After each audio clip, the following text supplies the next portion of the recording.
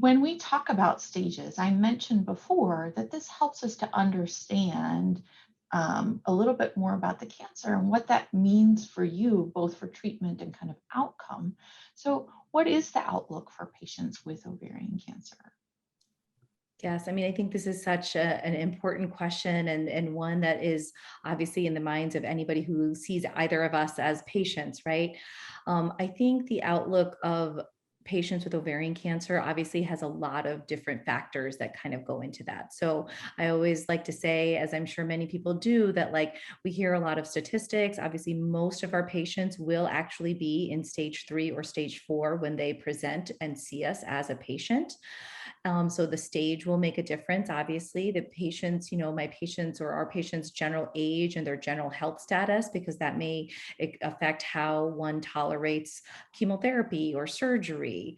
Obviously, we didn't touch a lot on this part at this point, but there are a lot of different types of ovarian cancer. So that has different ways that this can be, can manifest itself in terms of things. One of the things that's important is that, we know that ovarian cancer can be a tough diagnosis, but it can also be one that we can treat and often cure.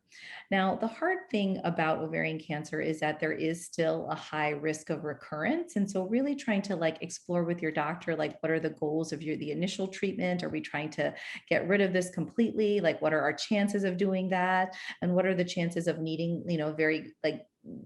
very frequent surveillance and chances of if that was to come back. We also have a lot of ways that we treat and have women living for a very long time with ovarian cancer.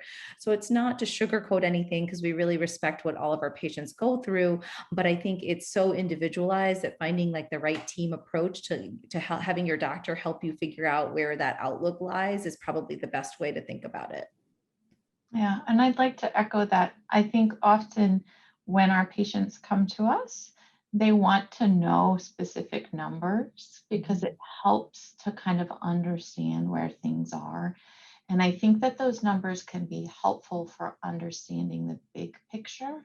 But one of the things I always like to emphasize is that our patients aren't numbers and that every individual has a different experience and a different journey in their care.